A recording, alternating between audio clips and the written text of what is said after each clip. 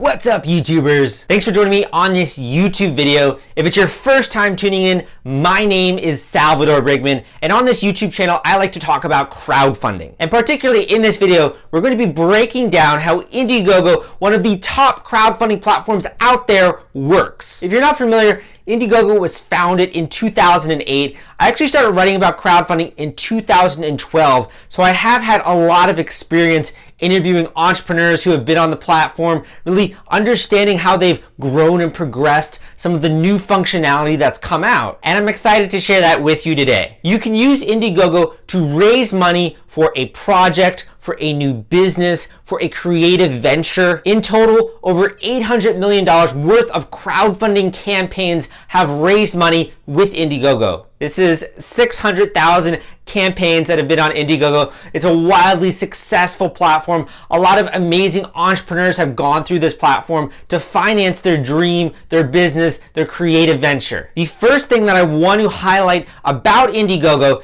is that you can use it for all or nothing or keep what you raise fundraising. So with Kickstarter, you can set a $10,000 goal, but you have to meet or exceed that goal to be able to keep the funds that you've raised. With Indiegogo, you do have this option, but you can also do what's called flexible funding. And flexible funding means if you set a $10,000 goal, you can only raise $8,000 and you'll still be able to keep the money that you've raised. As you can imagine, this is really attractive because all that hard work that you put into building the campaign is not going to go to waste. You're actually going to be able to keep all of the funds that you've collected over your fundraising duration. And that brings me to my next point. This is very similar among all different crowdfunding platforms out there. You need to set a fundraising duration. The most common duration here I see is between 20 and 45 days. And basically, during this duration, you are going to be raising funds.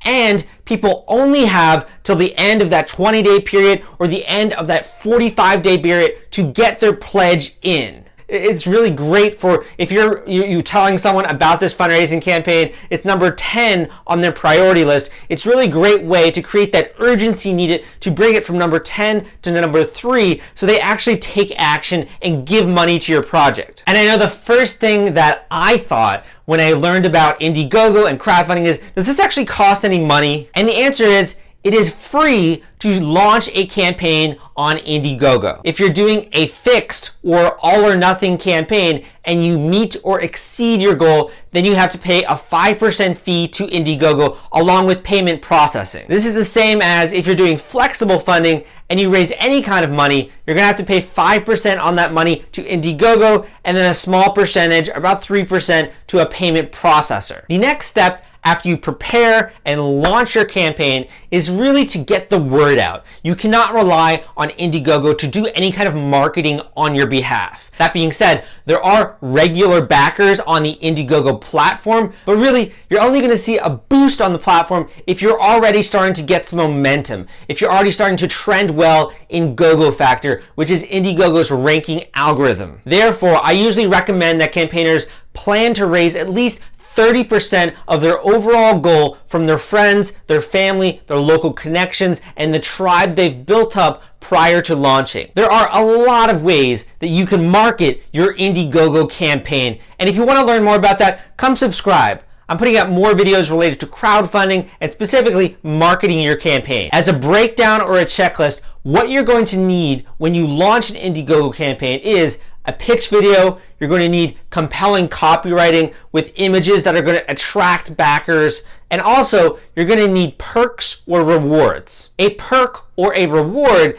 is a way of rewarding or thanking a donor for giving money to your campaign. If you're launching a physical product into the world or a gadget or a gizmo, this is essentially a pre-order for that gadget. I mean, it's also true if you're writing a novel or you're putting out a film. The people that give money to this creation, to have it be made, to have it exist in the world, are actually then going to be able to consume it or watch it or read it. There are a lot more things that I have to say about Indiegogo. I'm going to be linking below to an article I wrote about Gogo Factor. I'm going to be linking to some marketing advice for Indiegogo campaigners. But the last thing I'd like to leave you with is this concept of the in-demand marketplace. And what that is after you've finished your fundraising duration, after you've raised funds, you can continue to raise funds on Indiegogo with the in-demand program. This is a good way to capitalize on any momentum that you've built up throughout the launch of your campaign. Otherwise, it would just all go to waste. Believe it or not, I've also seen creators who have launched Kickstarter campaigns, then moved their campaign over to Indiegogo to take advantage of this in-demand program. And once you do launch an online store, and I'll link to also a few tools that I recommend for that online store, you can then transition the sales from the in-demand program to your website. But guys, that is all I have for you today. If you'd like to learn more about Indiegogo and specifically the differences between Indiegogo and Kickstarter, I'm going to be linking to a YouTube video that I put out, which has a lot of my best podcast interviews, specifically one where a creator launched both a Kickstarter and an Indiegogo campaign. I hope you found this YouTube video to be helpful. If you liked it, please give me a thumbs up. Also, come subscribe. Again, my name is Salvador Brigman, and I'll see you next time.